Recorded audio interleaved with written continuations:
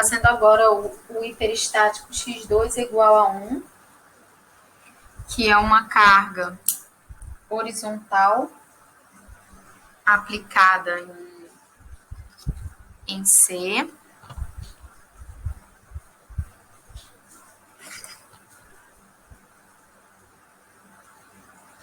E eu vou utilizar as mesmas equações que eu usei para o x1 igual a 1. Então, eu vou fazer o somatório das forças na horizontal primeiro, na direção x. Vou fazer o somatório das forças em x é igual a 0. Isso vai implicar... Deixa eu indicar as reações aqui.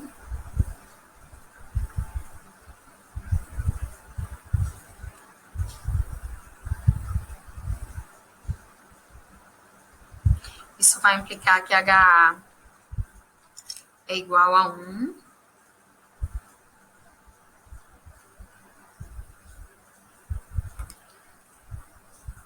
Se eu fizer o somatório de momentos em torno de A igual a 0,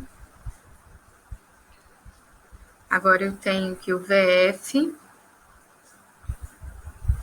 vezes 3 mais 1 vezes 10, que é essa distância aqui,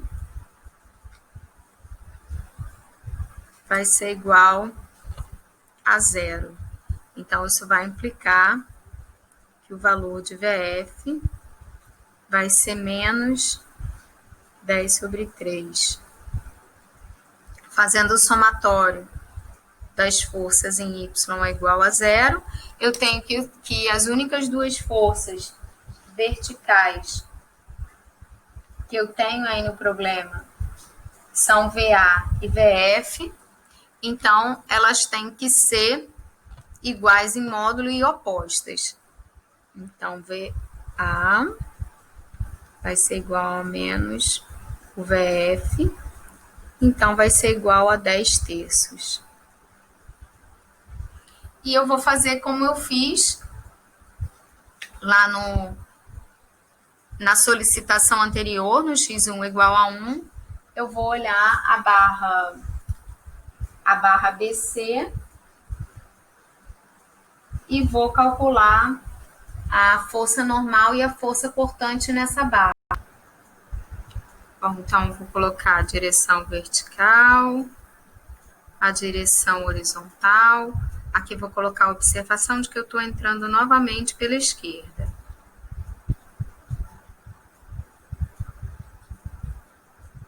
Então, eu estou avaliando, né, em B, e como eu não tenho taxa de carregamento nem longitudinal nem transversal, eu vou ter um valor só na barra toda para a força normal e para a força cortante.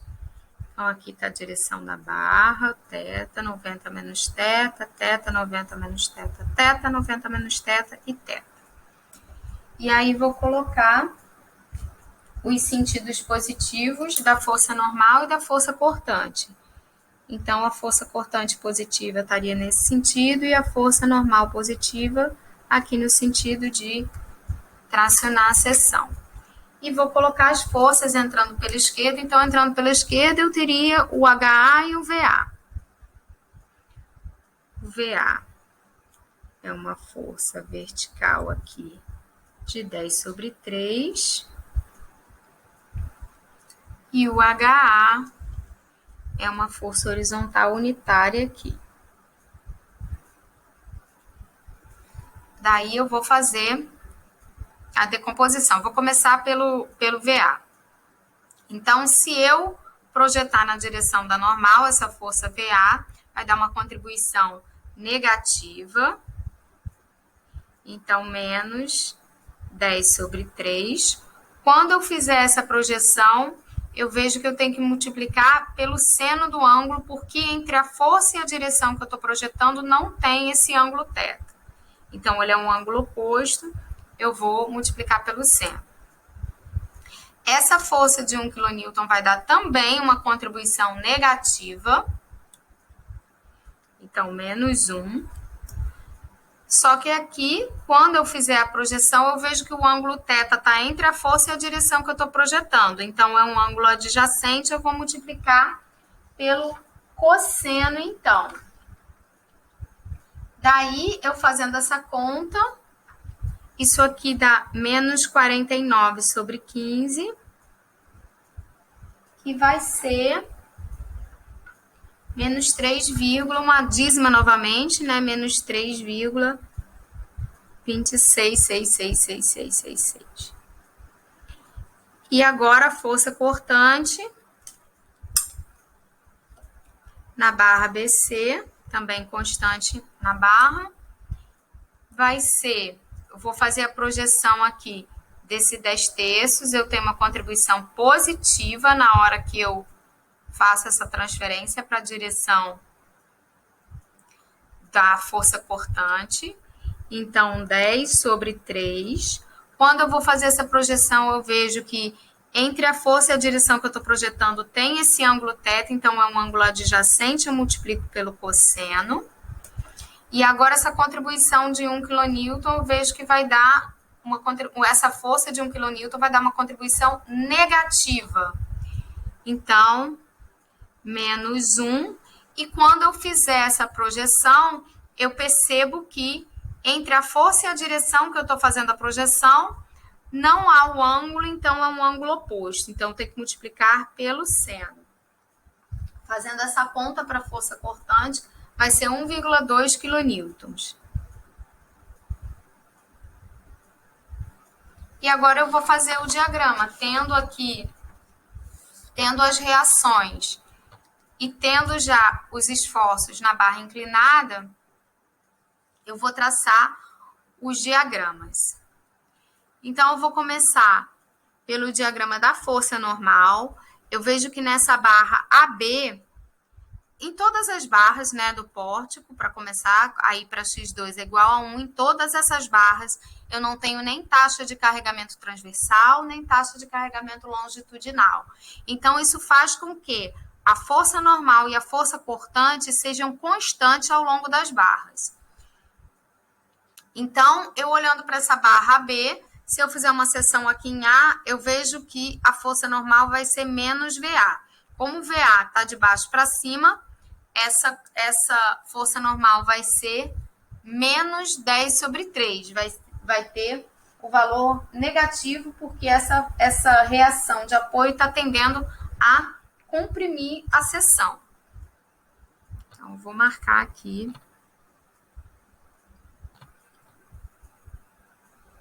Dez terços.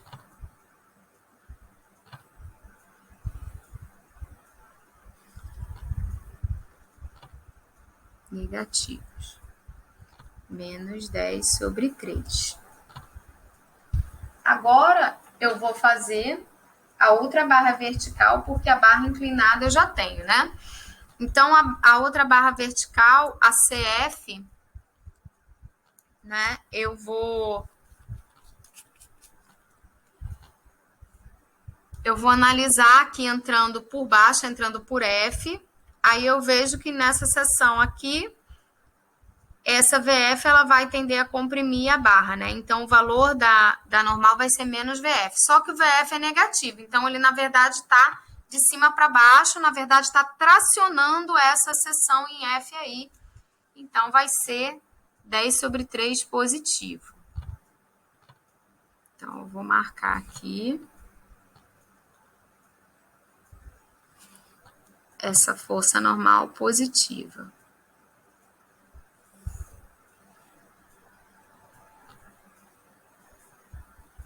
E na barra inclinada eu já tenho quanto ela vale, né? Eu vou botar aqui menos 49 sobre 15.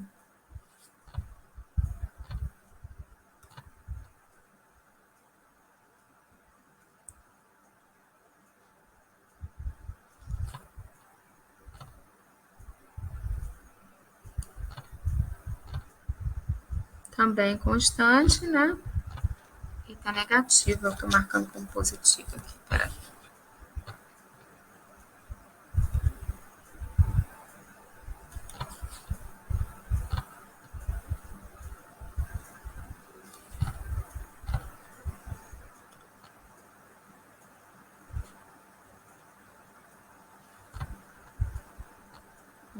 249/15, esse valor. Agora eu vou para a força cortante. Então, na força cortante, eu vou fazer a mesma coisa. Deixa eu colocar o tracejado aqui.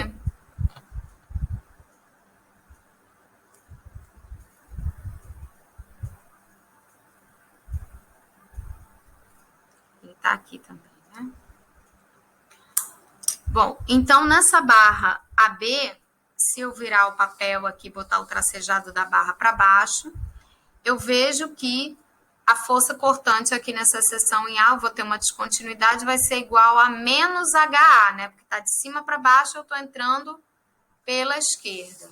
Como HA é 1 kN, vai ser menos 1 kN aqui. Então, eu vou marcar aqui menos 1 kN.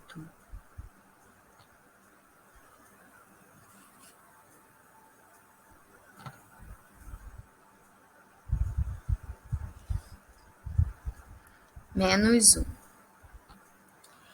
Se eu olhar para essa barra CF, eu vejo que, vou virá-la assim, entrando pela direita, né? Eu vejo que nessa seção em F, como eu não tenho reação aqui nesse apoio, a força transversal aqui é 0. Então, aqui eu tenho a força cortante nula nessa barra. E daí, aqui na barra inclinada, eu já tenho quanto ela vale 1,2.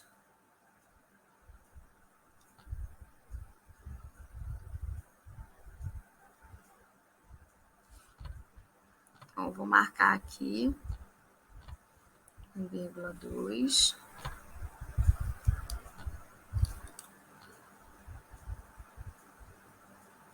E calculando, né, essa área daqui, essa área desse retângulo, vai dar menos 1 vezes 6. Então, essa área aqui é menos 1 vezes 6, que é igual a menos 6. Deixa eu botar para o outro lado aqui. Vou botar para baixo aqui. Vou botar a 1 e a 2. Aí, eu coloco aqui embaixo. A 1 vai ser igual a menos 1 vezes 6, que é igual a menos 6 kN/metro. E esse A2 vai ser igual a 1,2 vezes 5, que é igual a 6 kN/metro. Então, se eu fizer a soma, né, de A1 mais A2, eu vejo que eu tenho aí a área total do cortante é igual a 0, o que verifica, né, que eu calculei as reações certinho, porque o momento concentrado aplicado na estrutura é 0 e é igual à soma total aí das áreas da força cortante. Bom, agora só falta o diagrama do momento, que eu vou usar o diagrama da força cortante para fazer. Vou marcar, então, aqui esses dois pontos dos apoios, que eu sei que o momento fletor é igual a 0. Olhando para essa barra CF, que acaba sendo mais fácil, se eu tenho o cortante igual a 0, significa que o momento fletor é constante. Então, se ele é constante e é 0 nessa seção, ele é 0 ao longo de toda a barra. Aí, as duas outras barras eu vou entrar aqui pela esquerda. Então, entrando daqui, eu tenho um momento igual a 0. Quando ele chegar aqui, ele vai ser igual a 0 mais essa área 1. Então, 0 mais essa área 1 vai dar 6 aqui, negativo.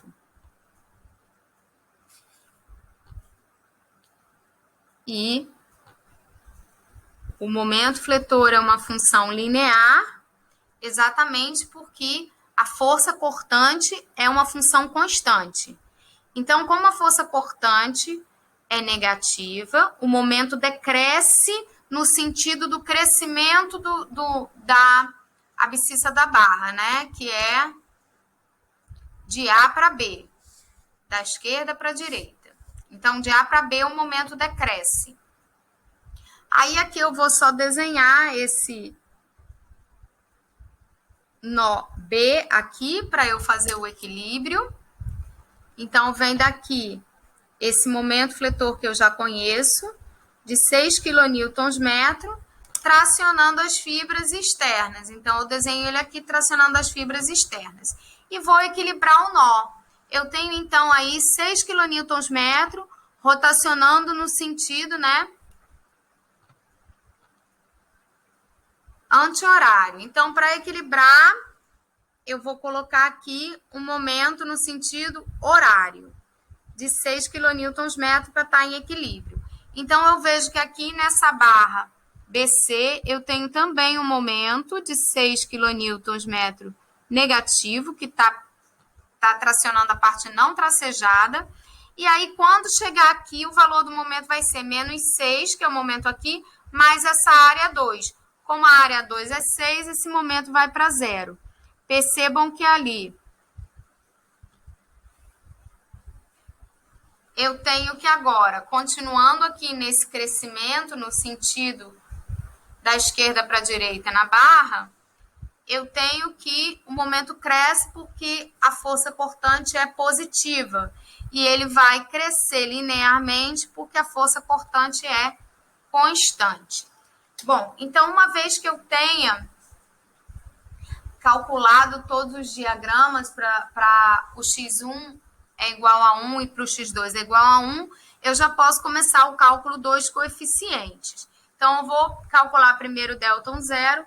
O delta WE vai ser 1 vezes delta 0, porque eu não tenho nenhum movimento nos apoios, eu não tenho solicitação de recalque de apoio, nem apoio elástico. Os apoios não se movimentam, então as reações de apoio de x1 é igual a 1 não realizam trabalho. Então, agora eu vou para o ΔWI. O ΔWI aqui, ele é o trabalho virtual interno, né? Devido à variação de temperatura, porque eu estou no coeficiente delta 10. Então, a força vem de x1 é igual a 1 e o deslocamento vem da solicitação externa. Então, os esforços virão de x1 é igual a 1 e o deslocamento vai ser o deslocamento da variação de temperatura. Então, eu vou fazer, né, aquele alfa delta T do centro de gravidade, né, vezes as áreas. Então, eu vou pegar aqui, estou em delta 10, então, eu vou pegar aqui essa variação, essas variações de temperatura aqui, e vou olhar também os diagramas de esforços para o x1 é igual a 1, que estão aqui. Tá? Então, vou começar com o efeito da força normal. Então, nessa barra aqui, a B, eu tenho um ΔT do centro de gravidade de 15 graus Celsius. Então, vou fazer alfa, que é 10 a menos 5, vezes 15, vezes, aí é alfa ΔT do centro de gravidade. Como essas grandezas, né, não mudam ao longo da barra, então eu vou pegar a área do diagrama da força normal nessa barra, que vai ser menos 10 sobre 3 vezes... Não, pera. Tô pegando o x2 igual a 1, né, gente? É do x1 igual a 1, vamos lá. Que é 1 sobre 3 vezes 6. Aí, vou para essa segunda barra aqui, a barra BC. Então, eu vou fazer mais 10 a menos 5, que é o alfa, vezes, aí eu vejo aqui qual é o ΔT do centro de gravidade, 3,75. 3,75 vezes a área desse diagrama aqui da força normal. Então, vezes 4 sobre 15 vezes 5, né? Que é a área desse retângulo aqui. Aí, mais, falta a terceira barra, que eu vou ter alfa 10 a menos 5, vezes o ΔT do centro de gravidade, que vai ser 25, vezes essa área aqui agora, que vai ser menos 1/3 vezes 10, que é o comprimento dessa barra toda aqui. Então, acabou o efeito da força cortante. Agora eu vou olhar o efeito aí do momento fletor, né? O trabalho virtual interno realizado pelo momento fletor DM1. Então, eu vou fazer alfa, 10 a menos 5, vezes ΔTi menos ΔTE da barra BC, que é 42,5. Então, alfa vezes ΔTi menos ΔTE, dividido por H. Deixa eu ver quanto é que é o H. Eu acho que é 20 centímetros. É isso mesmo, 20 centímetros. Então, dividido por 0,2 vezes essa área aqui do diagrama de momento fletor, que vai ser menos 1 vezes 5 dividido por 2, que é a área do triângulo.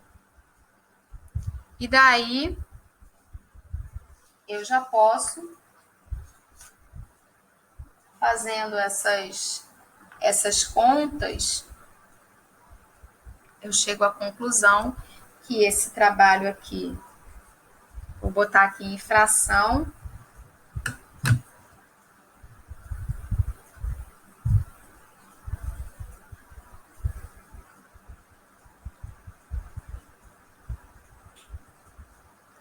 R$140.000. Deixa eu ajeitar isso aqui, ficou muito torto.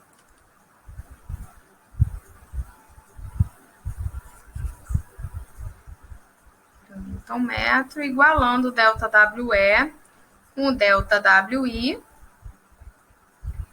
Isso vai implicar que o ΔI vai ser igual, numericamente, vai ser igual a esse mesmo valor.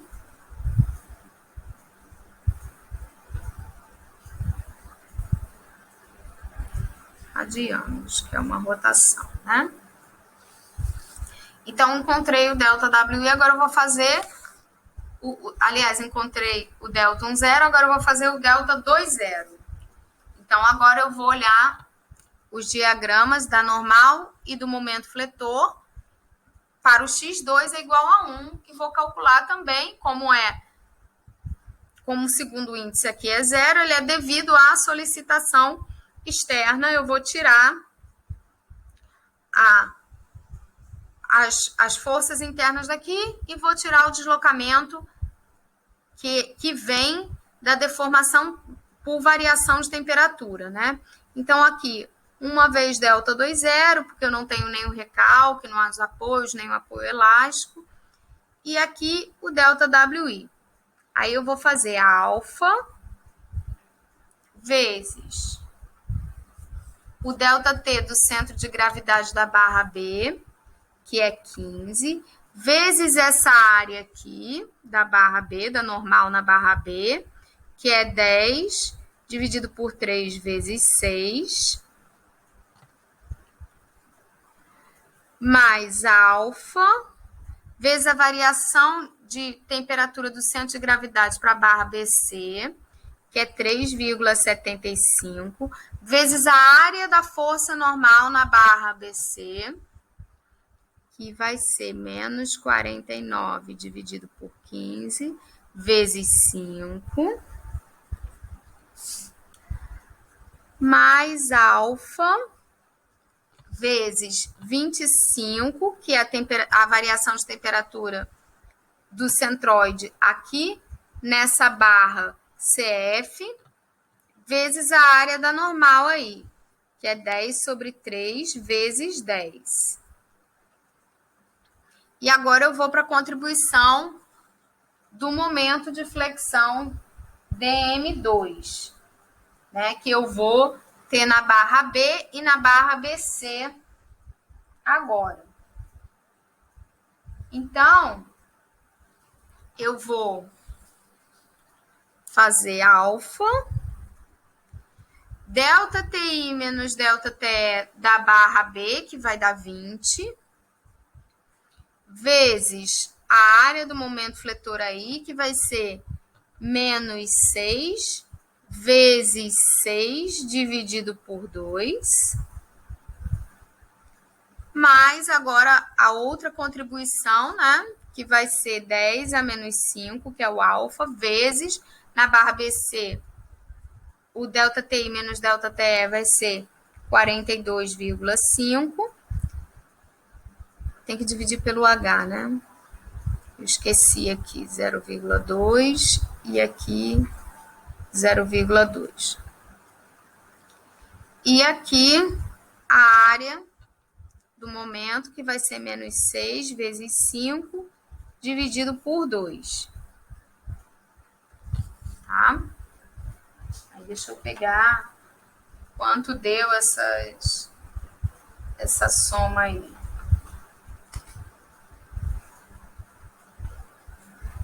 Eu botei em fração aqui, ficou um número bem grande, mas...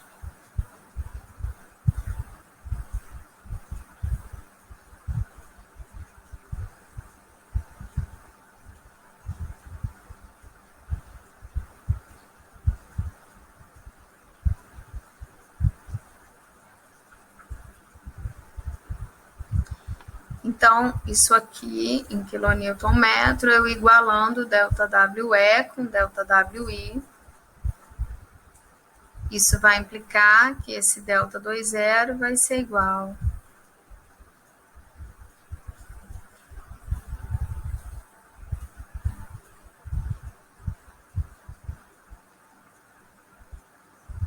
Existem duas formas. Agora eu lembrei que eu botei as unidades aqui, aí eu lembrei. Existem duas formas, tá, de você interpretar esses coeficientes, a unidade desses coeficientes no método da flexibilidade. Eu parto do seguinte princípio. Para mim, esses deltas, eles têm unidade de deslocamento, tá?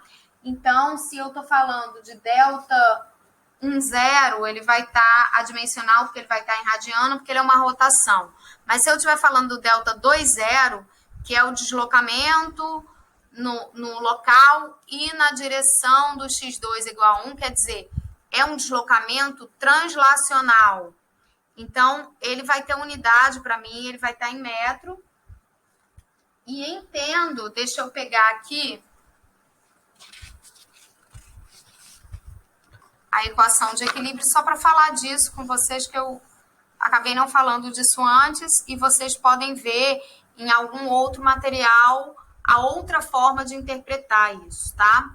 Então, como é que eu costumo trabalhar? Para mim, esses coeficientes, eles têm a unidade do deslocamento. Então, por exemplo, essa equação aqui, ΔW0 está em metro, ΔW1 está em metro, ΔW2 está em metro. E esses hiperestáticos, para mim, são simplesmente fatores, vamos dizer assim, adimensionais de escala. Então, eles são constantes que vão multiplicar os deslocamentos aqui na equação de compatibilidade. Essa é a primeira forma de você tratar. Você trata os coeficientes com os valores que eles têm, né? Esses coeficientes cruzados aqui com os valores que eles têm, e com as unidades que ele tem, e os hiperestáticos, eles são fatores de escala, eles são constantes adimensionais. Eu costumo fazer assim. Existe uma outra forma de fazer esses coeficientes cruzados, tá? Esses coeficientes cruzados você pode interpretar também como sendo, por exemplo, aqui eu tenho ΔW1, vai ser a rotação para cada quilonewton-metro, tá? Aqui vai ser, ΔW2 vai ser a rotação para cada quilonewton, porque é o x2 igual a 1, então para cada 1 quilonewton. Então, eu posso interpretar também esses coeficientes cruzados como sendo deslocamento por esforço, por unidade de esforço, né? De força ou de momento, vamos dizer assim. Então, esse Delta 1 seria radiano por quilonewton metro. E o Delta 2 seria radiano por quilonewton. Se eu fizer isso, esse X1 e esse X2 vão chegar para mim como unidades de força. X1 vai estar em quilonewton metro e X2 vai estar em quilonewton. Então, isso é uma forma. O Delta 1,0 vai estar sempre em radiano, o Delta 2,0 vai estar sempre em metro. Mas esses coeficientes cruzados, ou eu posso imaginar que X1 e X2 são fatores de escala e que os deltas, eles têm unidade, eu prefiro fazer assim. Eu normalmente interpreto assim. Ou você pode pensar que esse Delta 1, por exemplo, ele é radiano por quilonewton metro, e como X1 está em quilonewton metro, na hora que eu multiplicar vai dar aqui radiano. Então, a equação de compatibilidade, ela também fica em grandezas semelhantes. Tá? Então, esses coeficientes cruzados têm essas duas formas de interpretar. Eu vou utilizar aqui, usando os coeficientes com unidades de deslocamento, e para mim, X1, X2 vão ser fatores de escala. Mas isso, na verdade, não tem implicação nenhuma, é só porque em alguns materiais vocês provavelmente vão ver essa unidade um pouco diferente desses coeficientes, como uma unidade de deslocamento por uma unidade de força, tá? E aí vocês podem ficar um pouco confusos, porque eu não estou usando assim, mas enfim, são duas formas diferentes de você pensar no mesmo problema.